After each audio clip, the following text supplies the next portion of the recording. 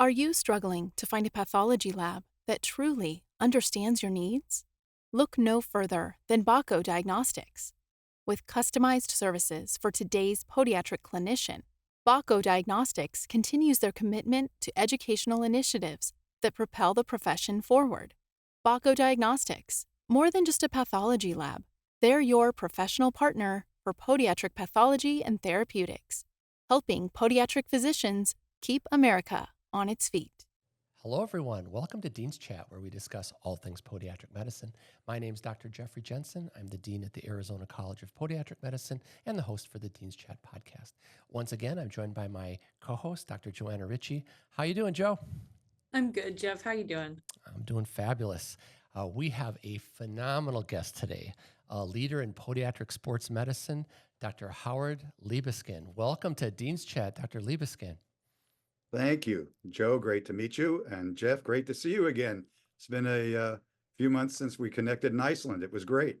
It was great. And we've been trying to put this together now for several months. So I'm glad we finally got it on the calendar. Is it okay with you if we go first names? Howard, Joe, and Jeff. Perfect. Absolutely. Okay, fantastic. I wanted to kind of give a little overview. I have your CV and I've got your bio, but I thought we'd touch on things individually. You are currently the team podiatrist for the Los Angeles Lakers, the Los Angeles Galaxy, Pepperdine University, and the U.S. men and women's national soccer teams.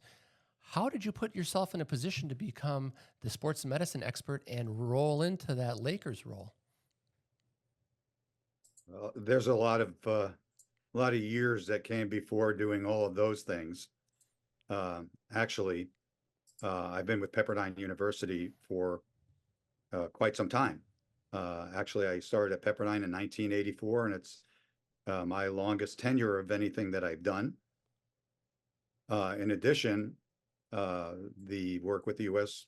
men's and women's national teams, my tenure has been fairly long with both of them as well. I started with the men in 1991 and have had the privilege to work since that time with them, more now as a consultant. Back in the day, you'd find me in the stands or on the bench at World Cups and certainly at major events.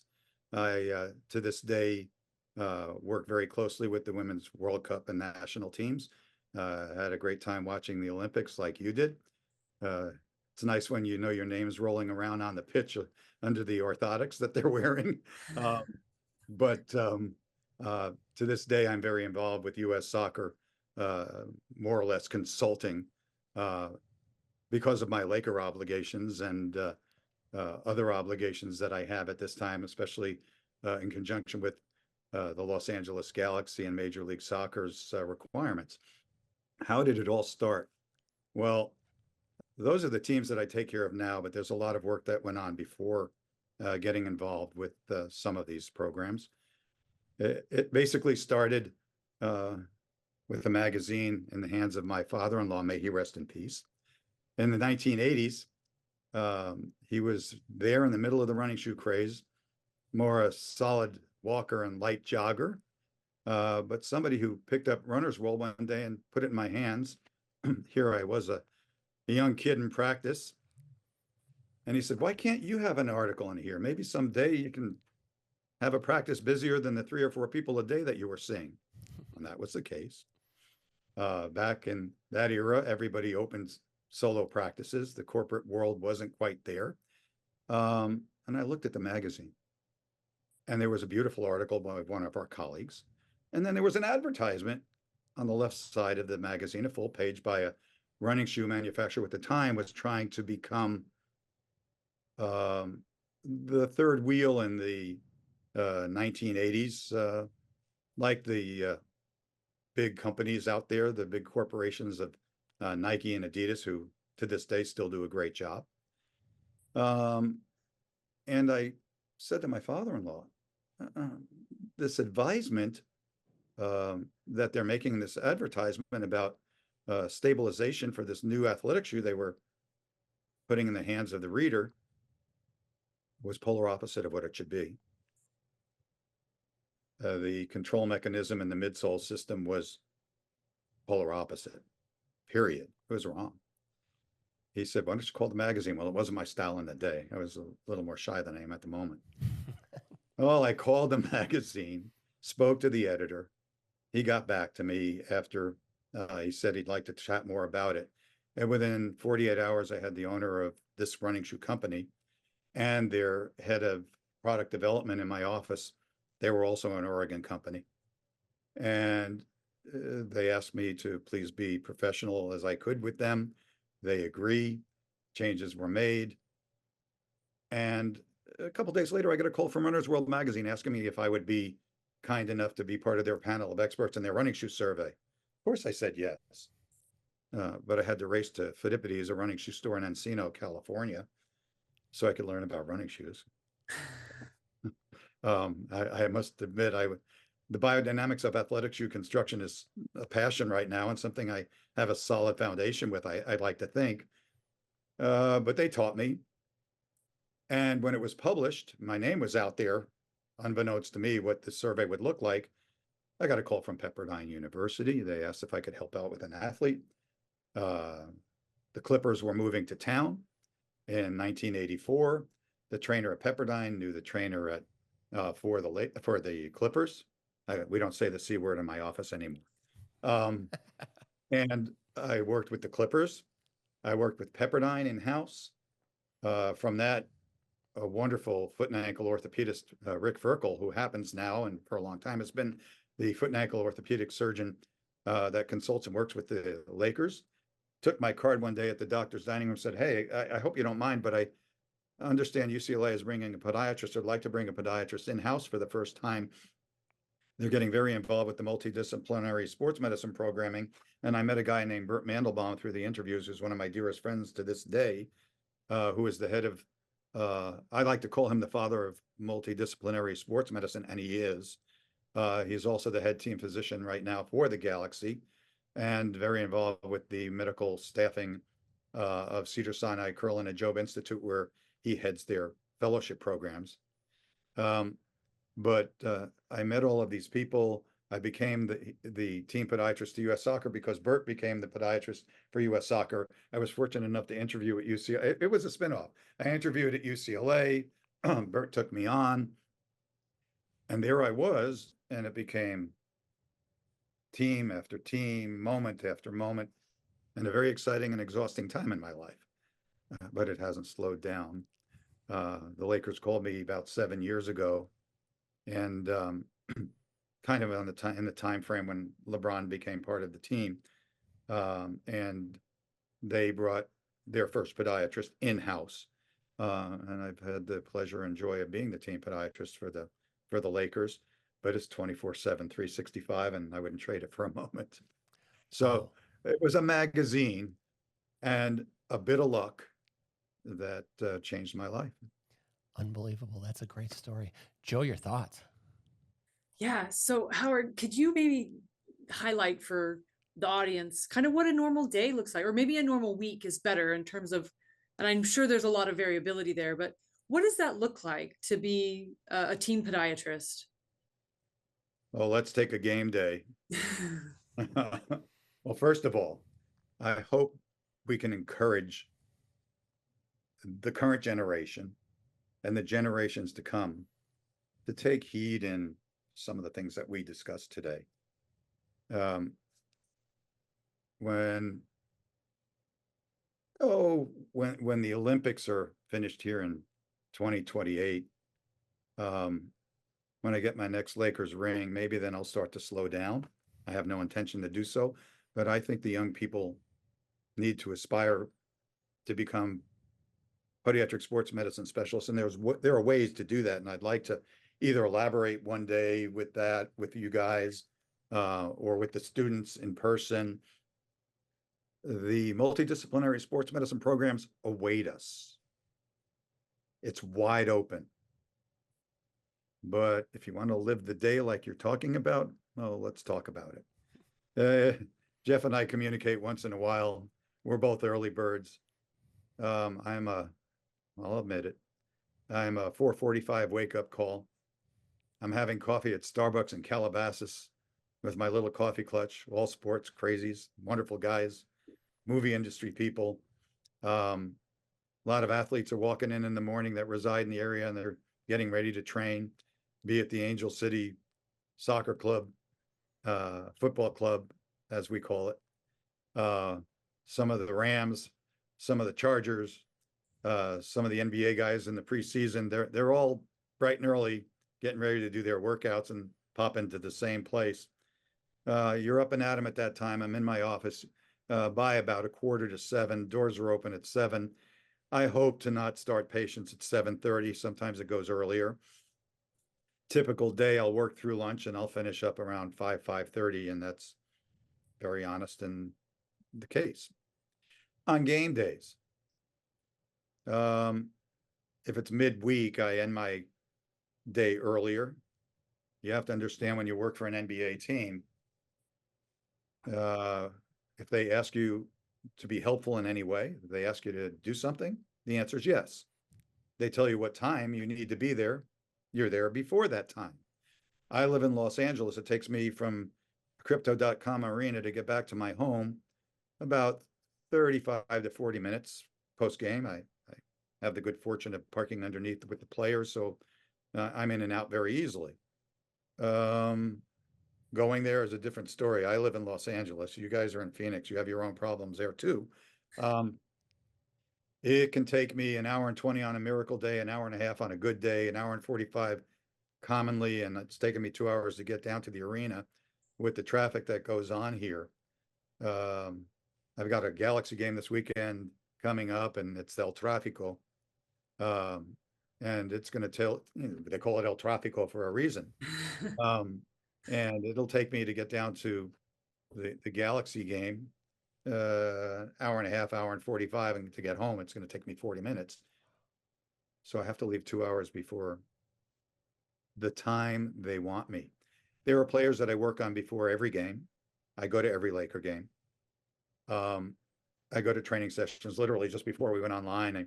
I got a text saying, "Can you be here on Friday?" Friday's my training room day. So I'm in the office 4 days a week, very, very full days, 4 days a week. I've slowed down, so 35 to 40 patients a day, morning till night, is typical. But on game days, and prior to me slowing down, it was enjoyable and more significant. But mostly now we're non-surgical sports medicine, so we have a little more time that's required for each person. If it's game day with a 7:30 tip-off, there may be a player that wants me to do a particular type of treatment, and the request, because of the individual's protocol or the trainer's programming, is I need to be there at 4 o'clock to do this. So if I'm not seen at 3:58, I'm going to get a text and it's going to say ready.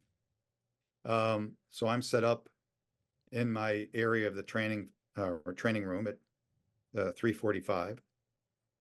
I probably left my office at 1:45, 1:30.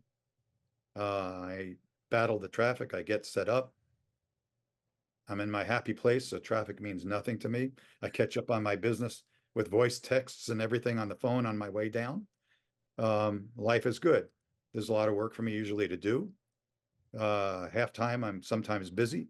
Post game, I'm usually the first one there, and I'm usually the last one to leave, because you wait for the post game interviews and other things that go on. And when they say I can go, I go, and I'm home at 11:30, quarter to 12.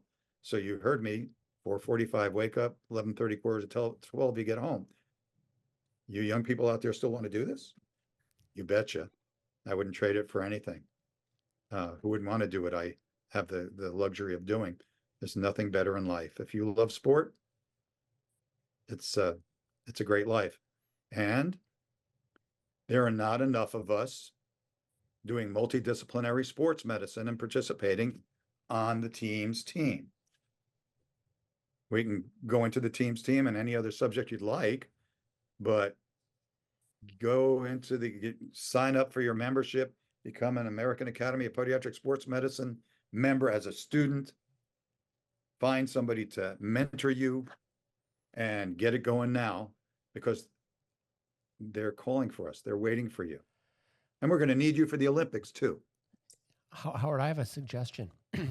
we've got way too much to talk about. So maybe we save, if you're willing to join Joe and I in another episode, we'll save how a young podiatry student, podiatry resident, podiatrist can get involved in sports medicine for another discussion. Because otherwise, we're gonna run out of time, and I'm not gonna get to ask you all the questions I have. Fire away, and I've heard you, and let's do that. All right, sounds good. Joe, you good with that? I think that's great because again, there are so many things, Howard, that I would love to pick your brain on. And that's a really nice way for me to compartmentalize it, Jeff, is like keep the student-centric stuff versus just the interesting things out of your career, Howard. That'll fill a whole hour by itself. So I love it, Jeff. Let's go for that. All right. So I'm an NBA fanatic. Howard, Yeah, you're as a you Bucks know, fan. as you know, Forget it. I'm a Milwaukee Bucks fan. I almost wore my Can we end this jersey thing today. right now? Can we just end Oh, this? you should have. I'll wear it next time.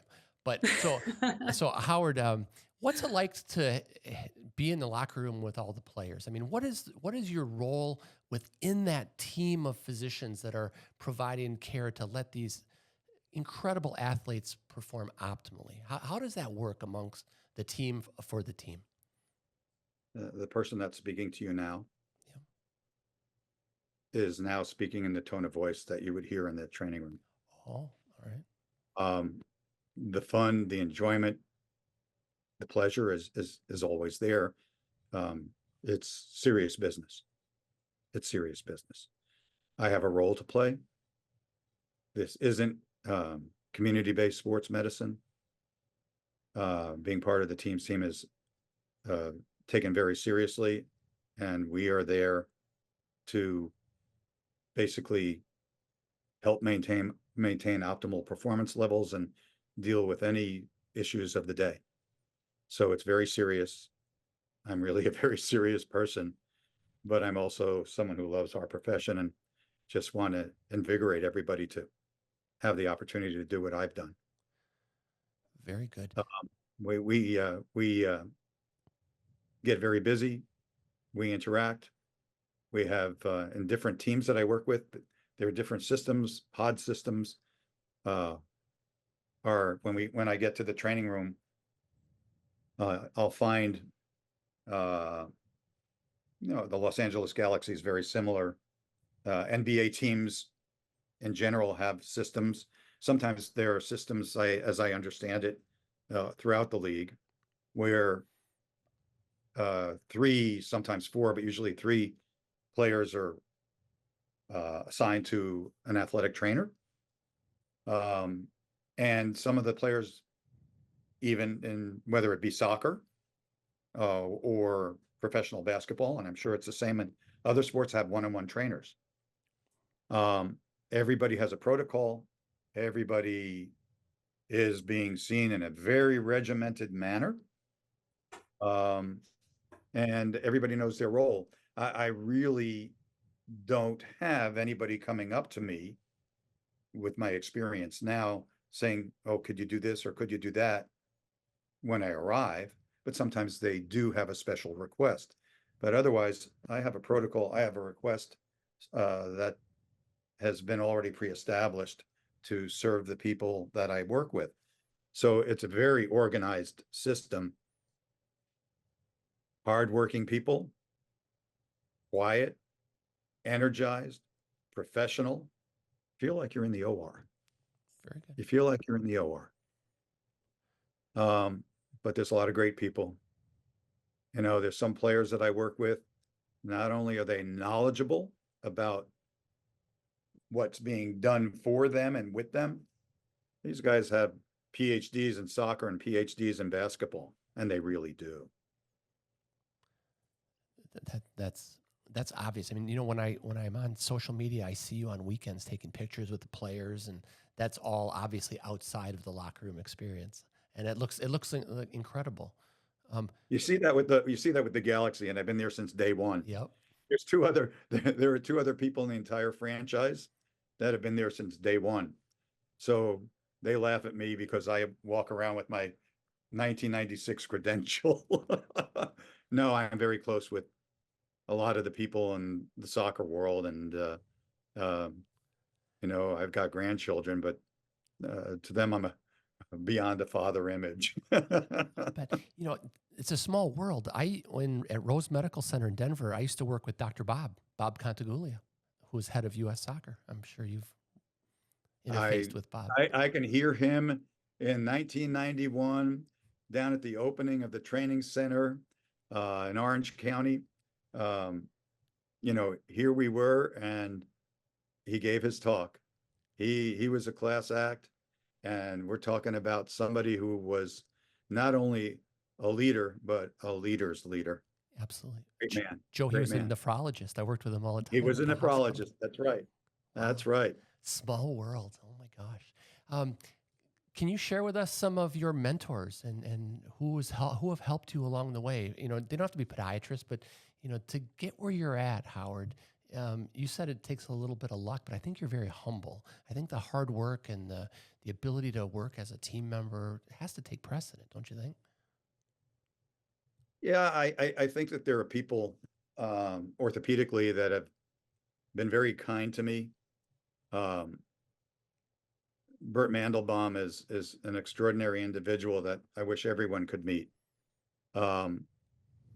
He has been very helpful in creating a role in multidisciplinary sports medicine for me. I think I've taken very comfortably, and I wish I could emphasize how important we have to go back a couple of generations here in our profession, but non-surgical podiatric sports medicine, biomechanics, all the non-surgical components associated with our profession are so appreciated by the orthopedic community, so appreciated in the realm of sports. And if you find yourself involved in multidisciplinary sports medicine, please expect that your role as a non-surgical sports medicine specialist, which is what you're likely going to be called upon to be, is one where once they have a trust with you, that we have something called the circle of trust with all of our people that participate. I kind of developed my own program. The thing that I'd really love to talk about is how there's something called, and I think you remember this from the keynote I gave in Reykjavik, that proper prior planning and preparation provides optimal performance. I call it the 7 podiatrist and the 7 Ps, even though the second letter on optimal is the one I'm referring to as one of the Ps. The preparation system that I have for the teams that I work with, I've established it. So right now, I kind of created the protocols and the algorithms for what is right, but in conjunction with the head team physicians. I really don't have to answer to people at this point from an experiential standpoint. But young people will have to start in my view, purely my view. I respect every beautifully trained podiatric individual in our profession, be they with a surgical orientation, subspecialty in wound care, somebody with a love of sports medicine. I respect everyone. But to be part of the multidisciplinary team, expect to be the non-surgical expert, because there's nobody else that does what we do. And it's appreciated. So I've kind of established these protocols and algorithms to get things done with the support of people like Bert and Chris Jones, who again is another one of those people everyone should have the good fortune to meet. Chris Jones is the head team physician for the Los Angeles Lakers and one of the assistant team physicians at UCLA. And he knew of my work at UCLA from back in the day, because all it took when it happened, and I got so lucky, is one of the other team physicians called me, said, Howard, we're going to bring someone in-house. Can you help us out? It'll only be 1 or 2 times a month. And it was the first month, and and now it's 40, 50 games with preseason stuff. So, but the algorithms and protocols that I've alluded to, I kind of established it. But they have mentored me all the way. We have great meetings. I like to listen. I'm always there to learn. And I like to be there to mentor for our young people. We'll talk about that another day. For sure. Joe, I can hear your mind thinking pathomechanics. Completely. And that's more, I think it'd be a wonderful like student discussion as we highlight some of the different, like, where should you focus your time and energy if you really want to go into something like sports medicine.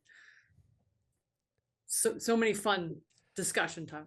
That'd be great talk. So I'm super interested in your protocols. Not, you don't have to get too detailed, but like, do all NBA athletes, do you want them in a functional orthotic? That's just a generic question. This is a great thing to go into right now. Okay. The team podiatrist has major obligations when it comes to orthotic appliances, and that's my primary reason for being there. Okay.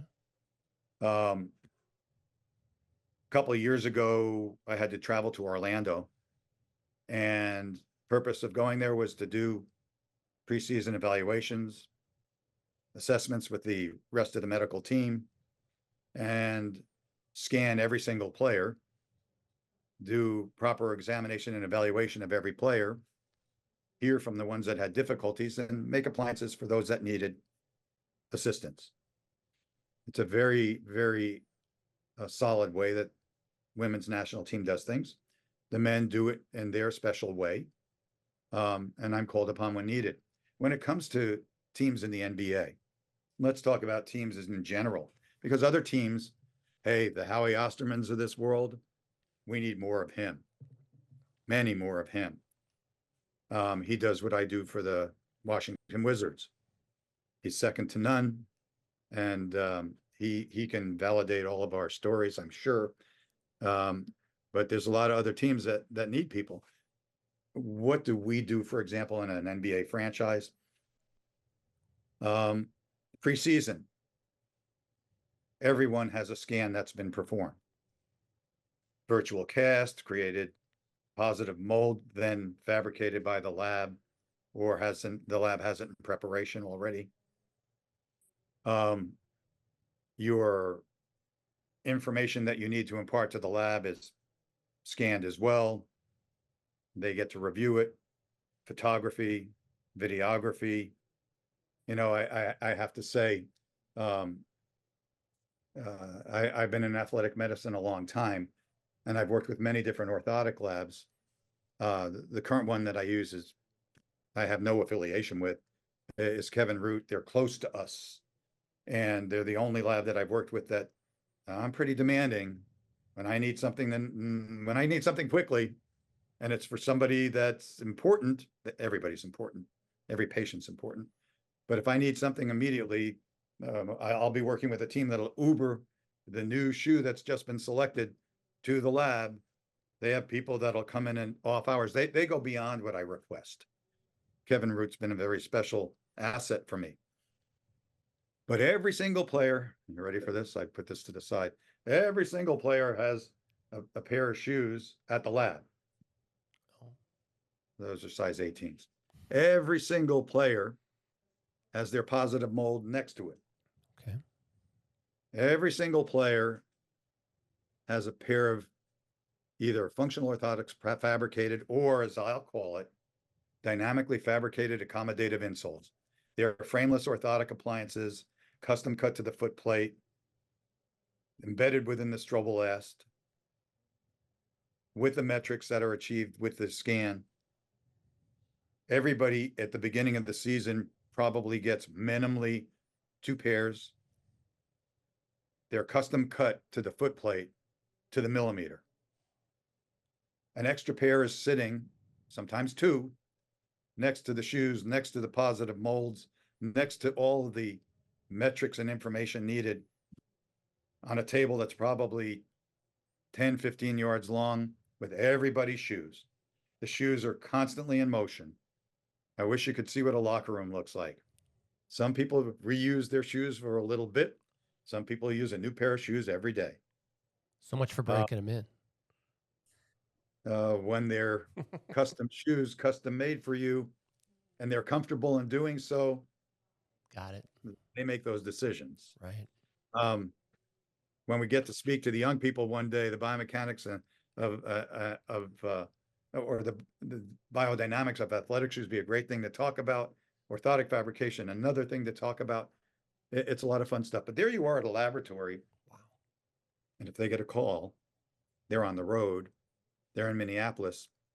They're playing back to back. Next game is in New Orleans. They finish their game. NBA life is not pretty. It's people don't know about it. But if they finish the game, that was a 7 o'clock start because it's a back to back. They'll give them a half-hour break. They'll be at the airport probably at midnight. They get 4 o'clock in the morning, 3:30, 4 o'clock in the morning to the next area. Game time is 7:30. Not a great life. Well, for me, I might have had to have FedExed that extra pair, maybe with a modification or adjustment that I got a quick request for that day, and it's just got to be done. You're there on time, and there's a word that I am not allowed to use, nor will anybody else in this audience that works with teams, and that's no. If they need it, it's done, and it will be there. So it'll be FedEx the day before, and I'll get the call while they just arrived Minnesota, and it will be sitting at the hotel in New Orleans 36 hours later. In other words, Dr. Howie's on speed dial at all times.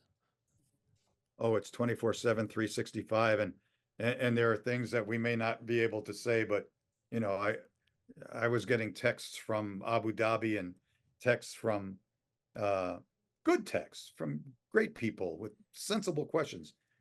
The time difference doesn't work with your West Coast schedule, and I'm foolish. I keep my phone on, and hey, when these guys need something, I'm loving every minute of it. So even if it's just an informational question and not a clinical need. Wow, I love it, Joe. What are your thoughts? I mean, this is incredible. I think we're setting the stage for this next discussion because you're putting the carrot out there, and now in the next discussion we're going to talk about how you do it and how you get there. But wow, Joe, your thoughts? Yeah. So I would love to get into, you were the first podiatrist to be a part of the MD affiliate, American Orthopedic Society for Sports Medicine. But before we go down that road, Jeff, let's hear from our sponsors. And then I think that will be a really fun next, as we start talking about professional organizations. I'm curious to get all your experience with that, Howard. So Sure. Howard, I'm going to do a quick shout out to our sponsor, Baco Diagnostics. We all know that early detection is the most important determination in improving patient outcomes. Baco Diagnostics remains committed to supporting you in your role as the first line of defense in diagnosing lower extremity pathologies. Baco Diagnostics, helping podiatric physicians keep America on its feet.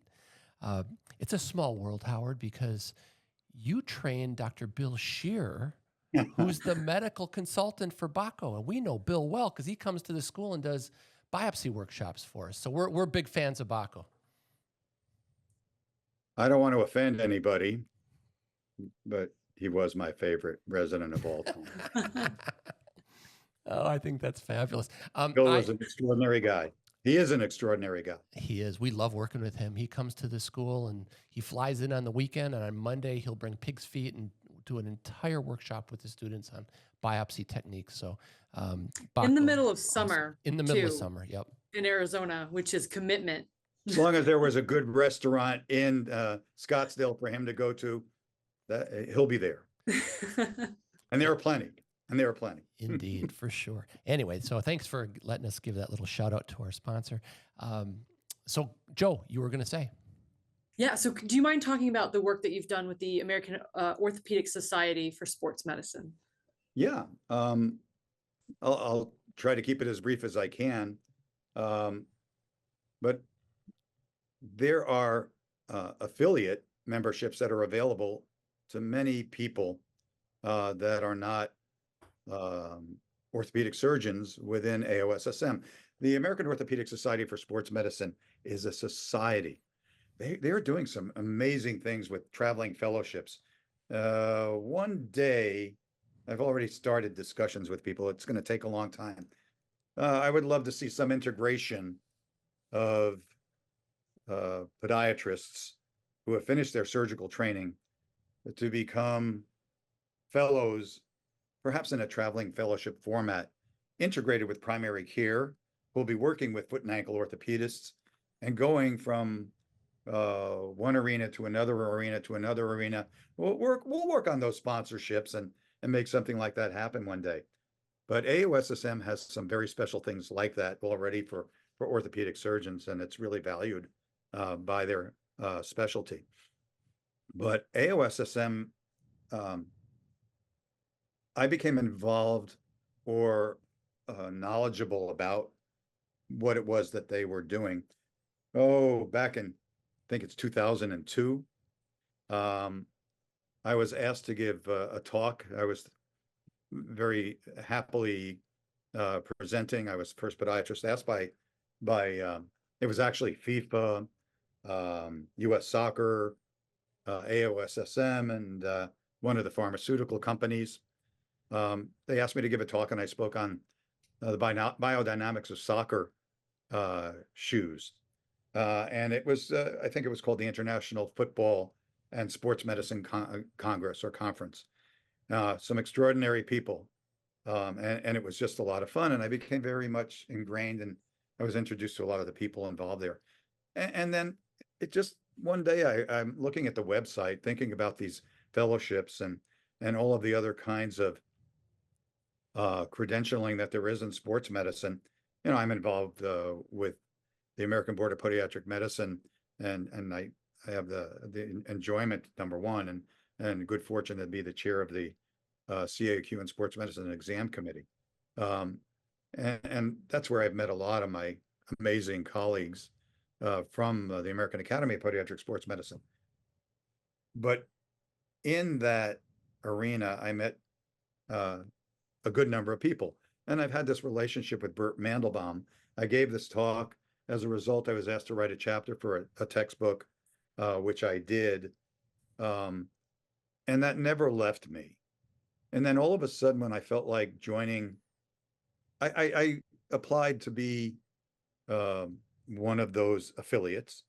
And you're required, the documentation is enormous. And I have some experience with teams. And I don't know that a lot of the individuals, even orthopedically, you know, I was the old guy. So I have a lot of experience. And I got a call back, and they asked me to apply as an MD affiliate. It was not my intention. My recommendations and my sign-offs on all the information required were done by people who were orthopedic surgeons, and it became a very fortunate thing. And by becoming a member in that manner as an MD affiliate, I became more invigorated about what I could do for our profession. There's tremendous linkage in a positive sense, and we need to go beyond just touching on it. Yeah. Let's get it ready for the 2028 Olympics. There's been informal contact. I don't want to get into the details yet because the formal aspects have not been organized. We'll be very much part of it. And it's because of these relationships. You know, I'm just thrilled to be part of it. Thrilled to be part of it. That's fabulous. You know, I followed some of the podiatrists that were over in Paris, helping out the U.S. athletes, and that's quite a calling. So I thank you for doing I think it's enjoyable when people are involved in community-based sports medicine, and they have attachments with individual athletes. But I want people to do both. Right. Because our future in raising the table, raising the level of our participations is when we do both. Absolutely. It is a wonderful thing to be a community-based sports medicine specialist. And I'd love for every single one of those great guys to have the experiences that I have. Some of them have. But we got to get these young people out there rocking and rolling right now. We'll do that, and that'll be the central theme of our next podcast. And I'm going to have my Bucks jersey on for that one, Howie. I don't know if I'll show up then. Oh, I'm gonna surprise you. So Drew Holiday. Did you get rid of him for? Kills me. It kills Drew me every day. Holiday. Yep. Well, this is the year. I actually got to know him pretty well in my UCLA days when he was a young man. I never, ever in my dreams thought he'd turn out to be the stalwart he is. Oh, you guys let him go. No, it broke my heart because Lucky Boston, shame on you guys. Howie, when I heard that the Bucks acquired Damian Lillard, my first question was, did they have to give up Drew Holiday? And they did, and it really affects them. But this is going to be our year. I mean, I'm telling you, it's going to be the Bucks and the Lakers in the finals. One heck of a player, so we'll let it go at that. All right, sounds good. Didn't do so badly.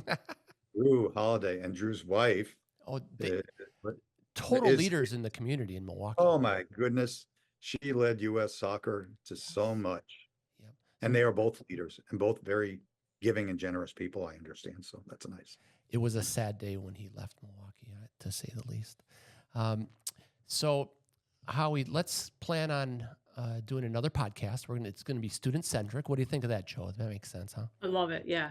And we still have got some other topics. We want to talk about Paralympics and a few things. We'll wait for that episode. But I wanted to thank you. I know you were out of air condition. You've been seeing 30 patients 117 here yesterday. and then you were drenched in sweat and you had to change your shirt before the podcast. I changed. I knew this was going to happen. Today it cooled off. We were only 95. You took one for the team, and we appreciate it. Yeah. This has been awesome. So good to see you guys. Likewise. Howie, we're going to send you a Dean's Chat cup.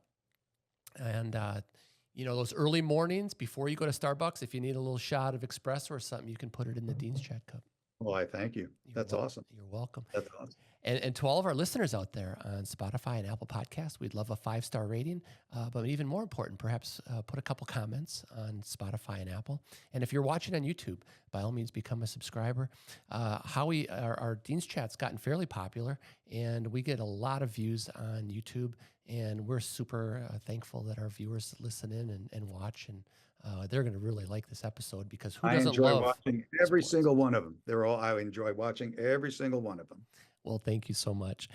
So anyways, until we meet again and Howie will get another date on the books, cheers, everybody. Great to see you guys. Thanks, This was Howie. awesome.